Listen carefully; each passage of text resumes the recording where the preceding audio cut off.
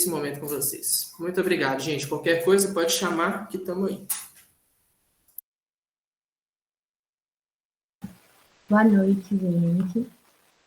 Então, para a gente começar abrindo o chave de ouro, meu nome é Michele, para quem não sabe, eu sou ligante da Lapato.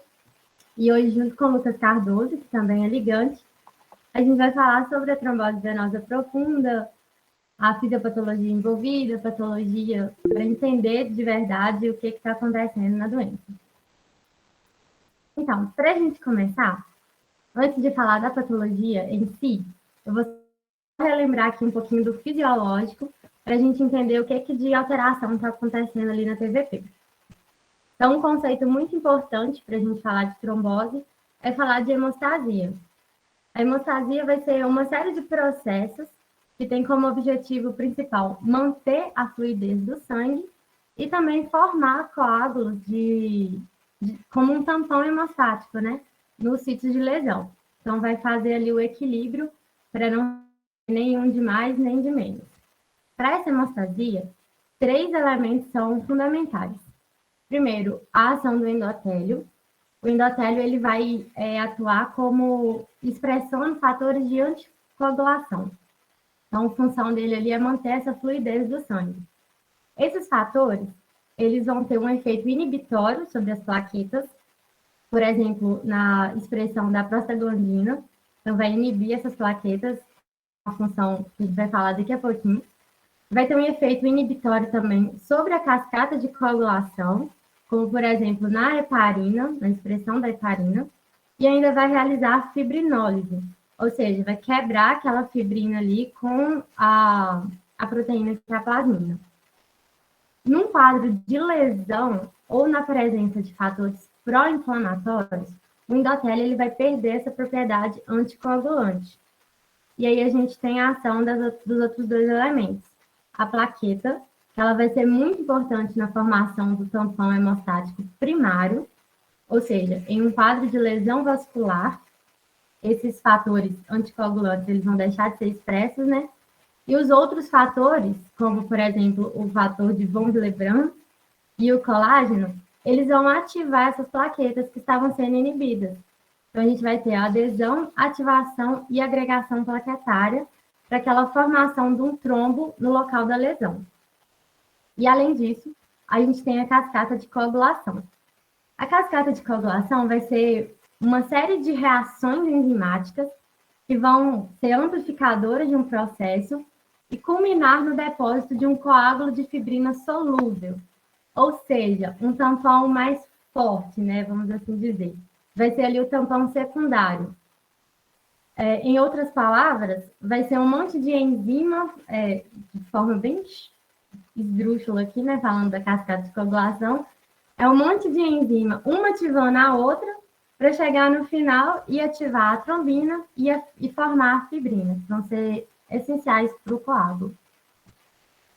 Quando a gente tem alguma alteração num desses processos, a gente tem aí os distúrbios hemodinâmicos, né, que vão gerar distúrbios circulatórios. Eu trouxe aqui os 2 extremos. A hemorragia, quando a gente tem defeito nessa produção aí do coágulo. O defeito ele pode ser na hemostasia primária, ou seja, um defeito lá na plaqueta ou no fator de von Willebrand. A gente pode ter defeito na hemostasia secundária, que vai ser dentro dos fatores de coagulação, ou defeitos generalizados que vão envolver pequenos vasos. E a gente tem o outro oposto, o extremo oposto, né, que é a trombose. Vão ser anormalidades nessa formação do coágulo. Então, a gente vai ter a formação de trombo por uma coagulação excessiva. E as 3 principais características da trombose vão formar a tríade de Virchow. E é exatamente da trombose que a gente vai falar aqui hoje. E aí, para falar de trombose, a gente precisa explicar um pouquinho a tríade de Virchow e entender o que está acontecendo. Então, a tríade de Virchow vão ser 3 elementos e quando eles são somados, quando você tem uma sucessão desses fatores aí, você pode ter essa formação do trombo. E aí, primeiro que a gente cita as lesões endoteliais. A lesão endotelial, ela vai expor a matriz extracelular.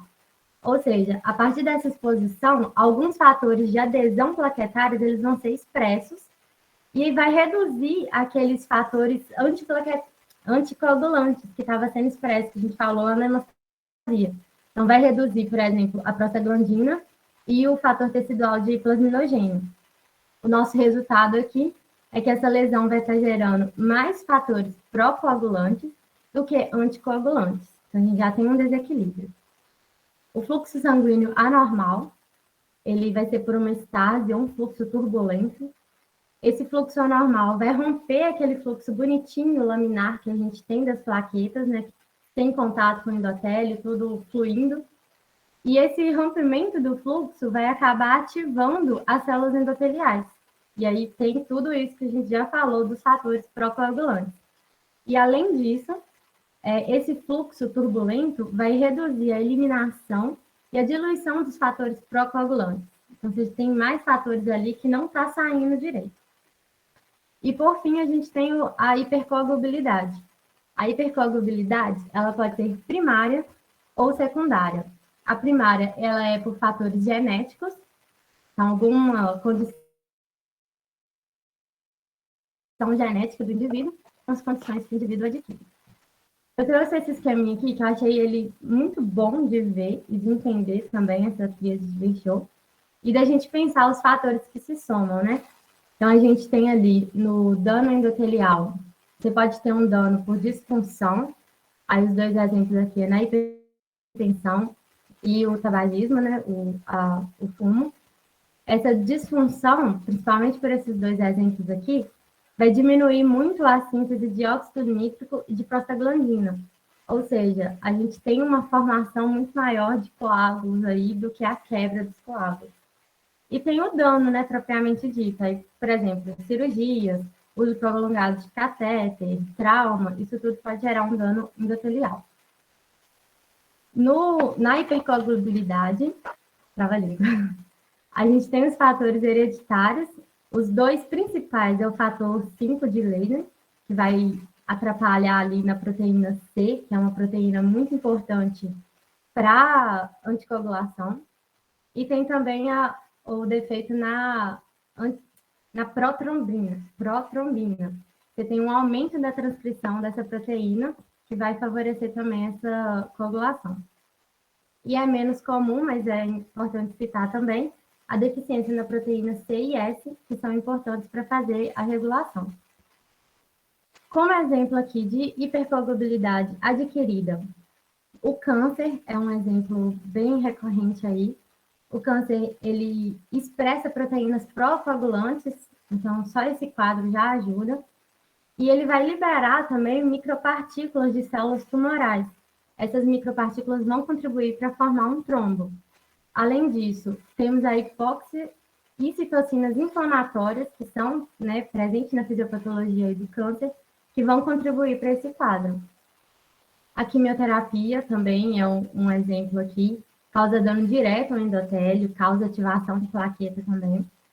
O uso de anticoncepcional oral e a terapia de reposição hormonal são dois importantes fatores. A gente sempre pensa TVP, se for mulher, anticoncepcional, porque nesse caso, no caso de estrogênio elevado, né, a gente tem um aumento da síntese hepática de proteínas pró-coagulantes. Então, isso vai favorecer esse quadro. É o que acontece também na gravidez. E, além disso, outros dois fatores que a gente tem aqui é a obesidade, e eu esqueci, é uma doença relacionada à trombina, esqueci o nome aqui agora, mas também relacionada com isso. E, por fim, a estase. A estase, a gente cita aqui a imobilidade ou a mobilidade reduzida, tempo em avião ou pacientes acamados, a gente pensa muito isso, porque vai aumentar o tempo de contato de fatores com o endotélio. Isso vai favorecer. E tem também a policitemia, que a gente tem um aumento exacerbado de glóbulos vermelhos, que vai aumentar a hiperviscosidade do sangue, e aí vai aumentar essa estase, esse fluxo turbulento. Só para citar aqui, para a gente saber, nosso foco é a trombose venosa, mas para a gente saber dessa trombose arterial também, a diferença entre os dois. Na trombose venosa, a gente tem como causa aí a combinação dos fatores de Virchow. Já na trombose arterial, uma causa muito importante é pela ruptura de placas ateroscleróticas. A trombose venosa ela pode acontecer em veias superficiais. Essas tromboses na veia superficial raramente vão embolizar, mas um risco aqui é desenvolver úlceras varicosas. Já a trombose nas veias profundas, elas são mais graves e podem causar embolia. Então, é o principal problema clínico que a gente pensa. Na trombose arterial, o principal problema é a oclusão de vasos importantes, por exemplo, a artéria coronária ou cerebral. Aí eu vou só citar aqui, porque o Lucas vai falar mais à frente, os sintomas, né, de congestão local, edema, dor, sensibilidade, são presentes aí na trombose venosa. E uma curiosidade que eu achei bem legal de trazer é essa constituição dos trombos. A trombose venosa ela é constituída principalmente por fibrina e a trombose arterial é constituída por plaquetas. Por que isso é interessante? Pensando nos tratamentos. O tratamento da trombose venosa é feito com alguns medicamentos, por exemplo, a própria heparina, né, que são anticoagulantes. Já a trombose arterial, ele é feito com antiplaquetários, por exemplo, AS. Então, a gente pensa, já faz esse raciocínio pensando aqui na constituição desse trombo. A gente trouxe aqui um vídeo de um trombo sendo formado numa artéria por uma placa aterosclerótica. A gente vê aí primeiro um fluxo laminar, né, normalzinho, e aí com a formação de uma placa, esse fluxo começa a ficar turbulento, o que já vai piorando o quadro, né? Já tem ali a predisposição para a formação de trombo. Quando esse quadro piora, pode acontecer uma ruptura dessa placa, que a gente vê aí agora, e essa ruptura favorece ainda mais para a formação desse trombo em uma artéria. Só para exemplificar. E aqui, só para a gente ver histologicamente, eu trouxe aqui uma artéria femoral com um trombo antigo e uma veia femoral com um trombo recente. Na veia aqui, puxando principalmente para essa parte, a gente vê que esse trombo ele já está aderido, ele está, né, aderido à parede. Então, a gente consegue ver essa continuidade aí da camada média da veia com a aderência do trombo. E um trombo vermelho, né, com hemácia de fibrina, que a gente tinha comentado. Já a artéria, a gente sabe que é um trombo mais antigo, porque esse trombo ele foi canalizado. Então, o trombo ele já está organizado aqui, né, bem junto com a artéria também. E a gente tem novas luzes vasculares, ou seja, passou, né, canalzinho dentro do trombo para o fluxo continuar acontecendo.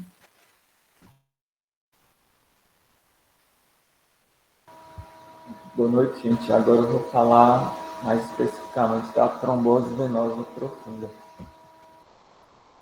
A trombose venosa profunda é uma doença caracterizada pela formação de trombos no sistema venoso profundo. Então, pode se formar em qualquer parte do corpo, só que aí eu vou ter isso acontecendo principalmente nas veias das pernas dos membros inferiores, né?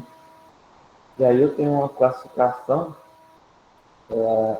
quando a trombose ocorre nos membros inferiores, eu posso ter uma trombose venosa profunda distal, quando ocorre abaixo da veia poplítea, ou então pode ser proximal, quando ocorre na ilíaca, na femoral ou na poplítea.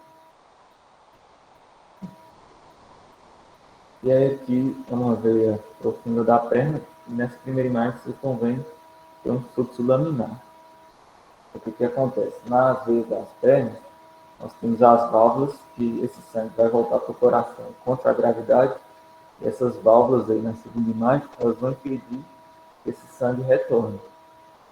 E aí, nessa passagem do sangue pelas válvulas, você tem um fluxo turbilionar. Ele é um pouco turbilionar, não é suficiente para causar uma trombose. Só que aí, quando eu tenho alguma alteração, por exemplo, é que a gente pode pegar a tríade de Virchow e pode ver várias hipóteses. Por exemplo, uma pessoa que tem uma trombofilia hereditária, mutação do patocínio. E aí ela vai e faz uma viagem longa. Então, já tem uma hipercoagulabilidade pela essa mutação, e aí ela já vai ter esse estado venoso, que vai diminuir o fluxo nesse local. Quando a pessoa está andando, os músculos da perna empurram esse sangue, aí você não tem problema. Mas aí quando esse fluxo fica mais lento, e aí eu vou ter um turbilhão, vou aumentar, esse fluxo vai ficar mais turbilionário nessa região das válvulas, antes não era tão turbilionário, agora vai aumentar esse turbilhonamento. E aí isso aí vai ter adesão de plaquetas na endotélio, vai ativar o endotélio, aí tem todo aquilo que a Michelle explicou, né? Fazer primária, secundária, vai formar o trombo. Uma outra coisa que a gente pode pensar, por exemplo, um paciente com insuficiência cardíaca. Eu já tenho um retorno venoso prejudicado, então esse fluxo vai ficar mais lento. E também eu tenho uma deficiência da oxigenação. Então, esse sangue pouco oxigenado passando nessa região, isso vai causar, essa hipoxemia vai causar uma disfunção do endotélio, e isso vai fazer com que esse endotélio libere mais fatores procoagulantes. Então, eu vou criar um ambiente procoagulante. Isso também vai causar a formação de trombo. E aí, esse trombo eu vou ter ele formando principalmente na região distal, nas veias da panturrilha. Ele vai formar principalmente nessa região das válvulas. E aí ele pode se expandir. Ele se expande geralmente na direção do fluxo, então o fluxo está subindo, ele se expande de distal para proximal. Pode também se expandir na região oposta, mas isso é importante a gente saber, por exemplo, ele tem quando aqui tem uma trombose venosa profunda distal.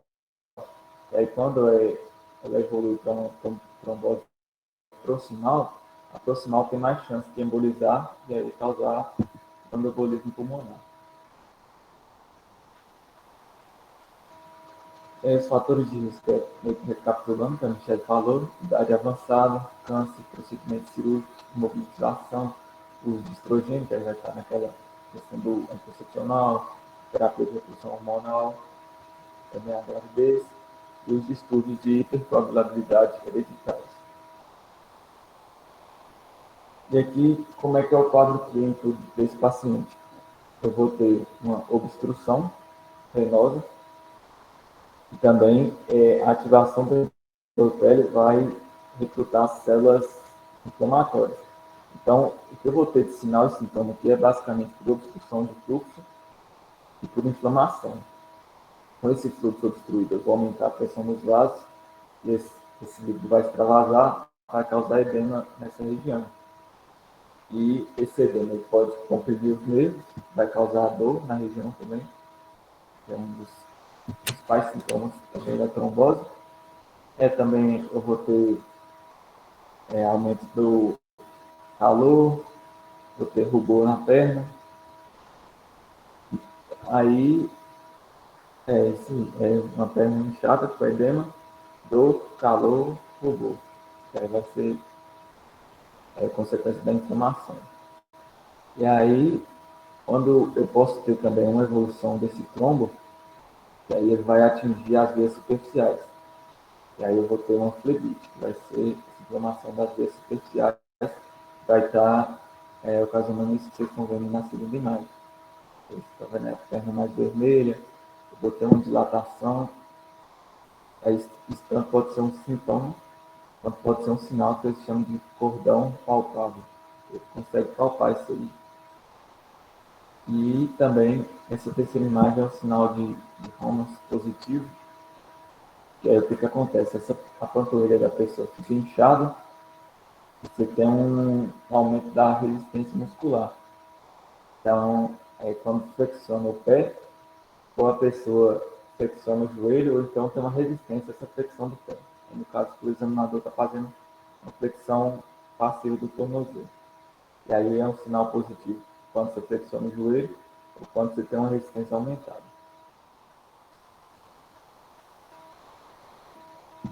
Quanto à evolução da trombose, ela pode ter uma resolução completa, como a Michelle falou, tem uma fibrinose, mediada pela plasmina. Então, esse trombo pode se degradar completamente, e aí tudo bem. Ou então, quando eu tenho uma resolução parcial, eu posso ter outras três consequências. Eu posso ter um trombo que vai se organizar, e aí esse trombo ele vai ter um recrutamento de células inflamatórias que vão infiltrar no trombo, vão remodelar. Esse trombo ele vai conseguir se aderir, vai se retrair e vai fazer parte agora da parede vascular. E até tem uma camada de endotélio que se forma ao redor do trombo. Esse trombo ele pode ter alguns canalitos pode vascularizar para passagem de sangue. Só que aí o problema que vai ter, que esse trombo ele vai começar a destruir as válvulas das veias. E aí eu vou ter formação de cicatrizes, como eu não vou ter mais as válvulas, eu vou começar a ter o fluxo retrógrado.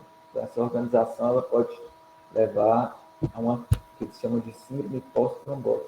Então, a pessoa já resolveu o quadro de trombose, só que ela vai continuar com aqueles sintomas de edema, de dor na perna. E aí vai ser causado pela cicatriz, por autoestima ou por alguns quadros residuais. Esse trombo também ele pode se estender, como eu falei, tanto para a região proximal ou mais distal. E ele pode, quando ele se estende para proximal, ter uma tendência à embolização. Aí vai ser o desprendimento do pedaço do trombo formando um êmbolo. E esse êmbolo ele pode chegar lá, passar no coração ou destruir um ramo da artéria pulmonar. E aí isso vai causar o que chama de tromboembolismo pulmonar. Aí você vai ter uma diminuição da oxigenação, você vai ter uma área do pulmão que não vai estar bem perfundida, e aí isso vai causar uma série de alterações hemodinâmicas, pode cursar com a morte desse paciente. E aqui só para vocês verem a imagem de um trombo sendo organizado. Aí vocês estão vendo na setinha no canto superior direito, um trombo recente, ele está cheio de hemácias. No canto superior esquerdo aí, já começa a ter uma infiltração de células inflamatórias, e aí dá para ver que começa a se formar uma parede do vaso, uma parede, uma camada de células endoteliais ao redor do trombo, esse trombo fica aderido à parede vascular. E aqui na segunda imagem, estão vendo esses círculos brancos aí, com células rodando no meio, são os capilares que estão se formando.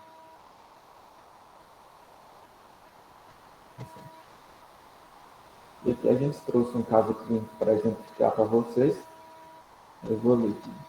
DVT, 44 anos, sexo feminino, natural de Montes Claros, residente em Belo Horizonte, procurou o serviço médico relatando inchaço, dor e vermelhidão na perna direita. Há 6 dias, a paciente viajou de Montes Claros para Belo Horizonte de ônibus, trajeto que dura cerca de 7 horas. Após o fim da viagem, notou que sua perna direita se encontrava levemente edemaciada e avermelhada. Nos 3 dias seguintes, a presença de calor se uniu aos sintomas anteriores, quais se intensificaram. 2 dias antes de procurar o serviço médico, manifestou dor na panturrilha ao realizar a dorsiflexão do pé direito, por isso decidiu tomar Dorflex. Contudo, o uso do medicamento não surtiu êxito, uma vez que a dor persistiu. O paciente relata fazer uso de anticoncepcional oral desde os 22 anos de idade, não apresenta histórico de tromboembolismo pulmonar e de tromboembolismo venoso profundo. Sua avó materna já foi vítima de tromboembolismo pulmonar. E aí eu queria saber de vocês o que vocês acharam de interessante e de importante nesse caso aqui, que chamou a atenção de vocês.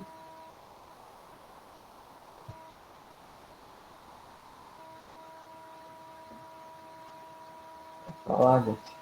Pode falar, gente, não é possível. Nada chamou atenção. Começando aí pela ordem do texto, até esse primeiro ponto, eu achei interessante que ela já chegou falando do inchaço, dor e o vermelhidão da perna direita dela.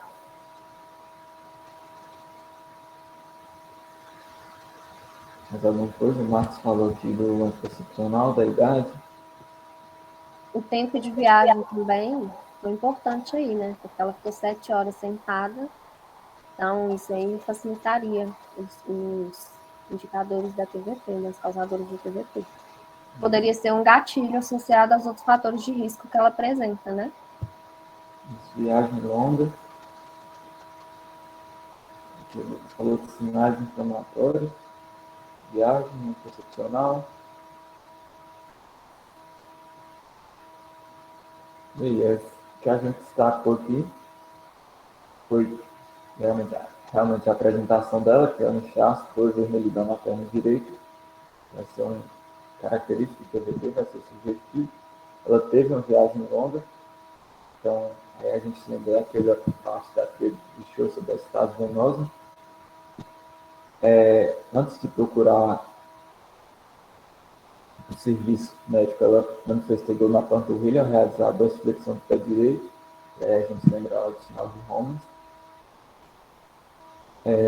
Ela relata fazer uso anticoncepcional oral desde 22 anos de idade, e aí a gente vai pensar na hipercoagulabilidade, maior produção de fatores da coagulação, isso também facilita, favorece. E também ela tem uma história familiar, que a avó dela já foi vítima de TEP. Passando. Posso fazer um comentário? Pode. Foi interessante ali e que ela demorou esses 2 dias, né, para procurar o serviço e correu um risco do trombo embolizar e ela fazer a TEP, né? Era só esse ponto, assim, de agravar o quadro. Que a gente pode comentar também a questão da automedicação. Ele percebeu algumas coisas em vez de procurar o serviço médico, ele resolveu se automedicar. O que é o exame? PA 140 por 90, frequência cardíaca 120, frequência respiratória 20, na ausculta cardiovascular, ritmo cardíaco regular 2 tempos, bilismo fonético sem sopro, aparelho respiratório, murmúrio vesicular, fisiológico sem ruído adventício, abdômen normotenso, globoso, indolor, serviço de megalese. Extremidades. A perna direita apresentava rubor, inchaço, calor, empastamento da panturrilha. Esse empastamento é meio que um endurecimento por conta do edema, fica mais rico, rigidez muscular. Apresentava o diâmetro 3 centímetros maior que a perna esquerda, o que é importante também, esse tamanho. O sinal de cacito, que é por causa do edema.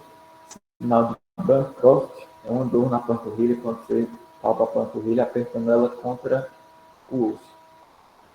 E sinal da bandeira positivo, que aí é meio que comparativo. Você vai olhar, no caso, a perna esquerda dela estaria movimentando bem, que ela não tem nenhum problema, e a perna direita tem uma dificuldade de movimentação da panturrilha. Isso seria o sinal da bandeira.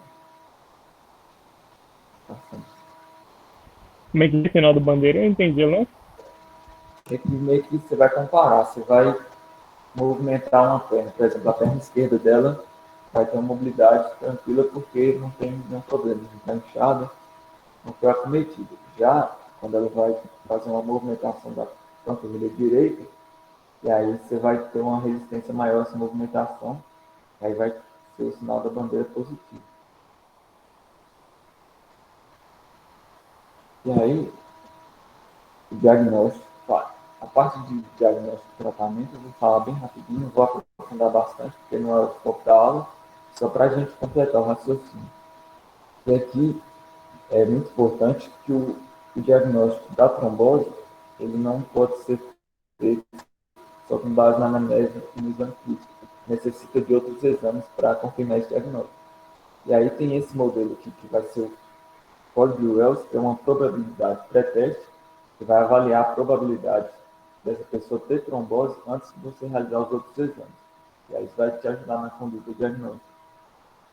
E aí aqui tem, por exemplo, uma pessoa com câncer, ela já pontuou um ponto, paresia, paralisia, imobilização com gestos membros inferiores, mais um ponto, imobilização maior que 3 dias, ou cirurgia maior até 4 semanas, mais um ponto, aumento da sensibilidade ao longo das veias do sistema venoso profundo, um ponto, edema em todo o membro, um ponto, edema da panturrilha maior que 3 centímetros em relação à perna normal, que foi o que a paciente apresentou, um ponto, edema depressivo, cacete, maior na perna afetada, mais um ponto, veias colaterais superficiais, um ponto, diagnóstico diferencial mais provável,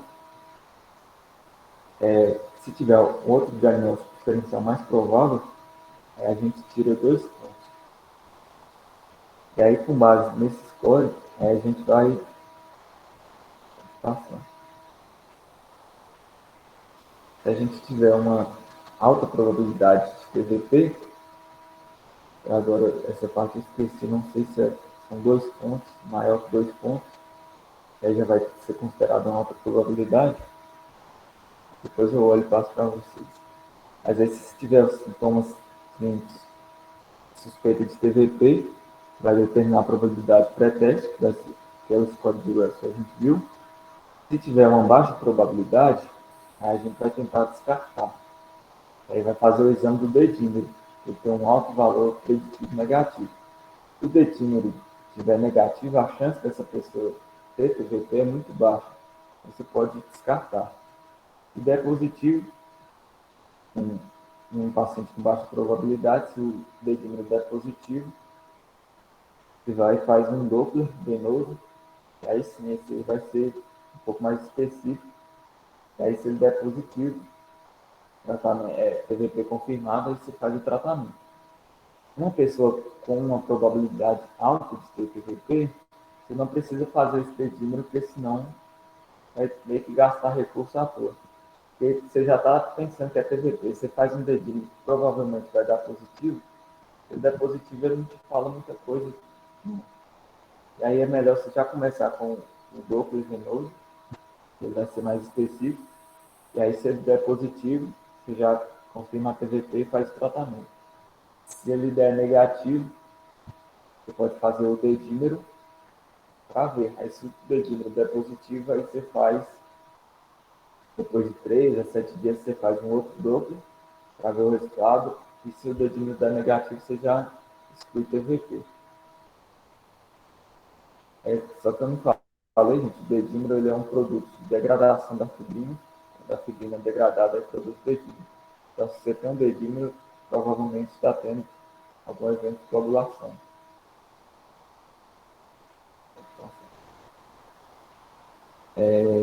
Aí o tratamento, só citando aqui, o tratamento padrão se dá com uma heparina de baixo peso molecular, administrado de forma subcutânea.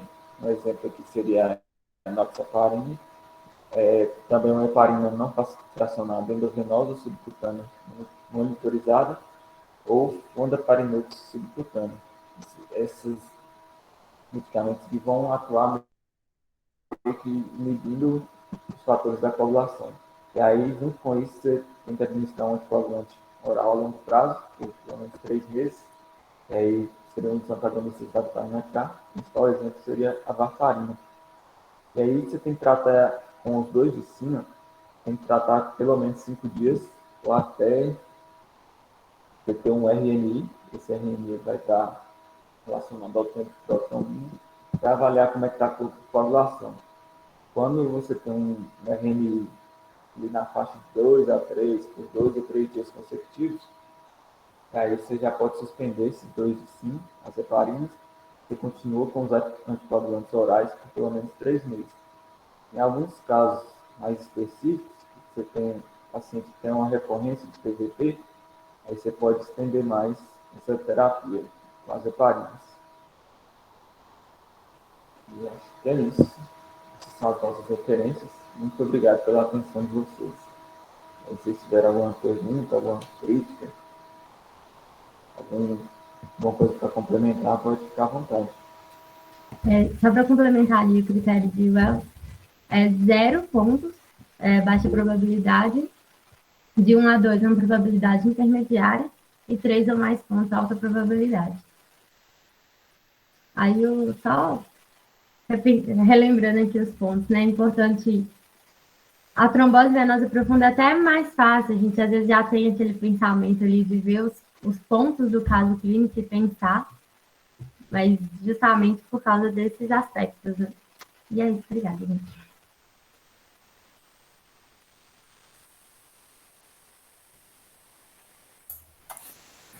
Show demais, Mimi, show demais, Lucas. Belíssima aula. E é mó da hora também a gente pensar, velho, tipo, tanto de casos de trombose venosa profunda que tem rolado, de trombose venosa profunda não, né, de tromboembolismo que tem rolado na Covid, Então, tipo assim, como que isso é atual e frequente na prática.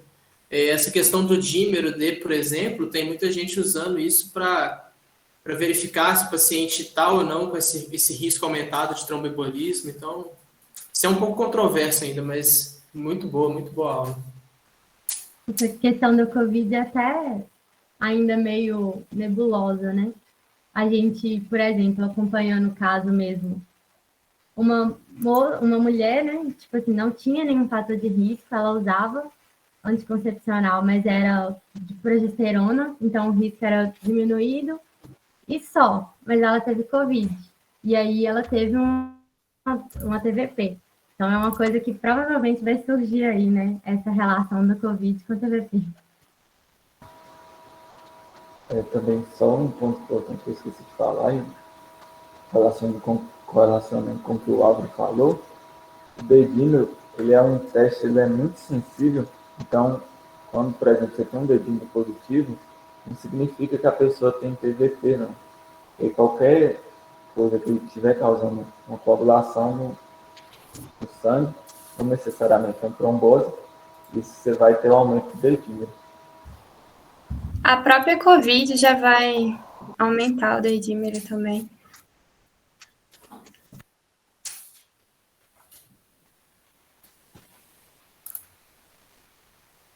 Alguém quer falar mais alguma coisa?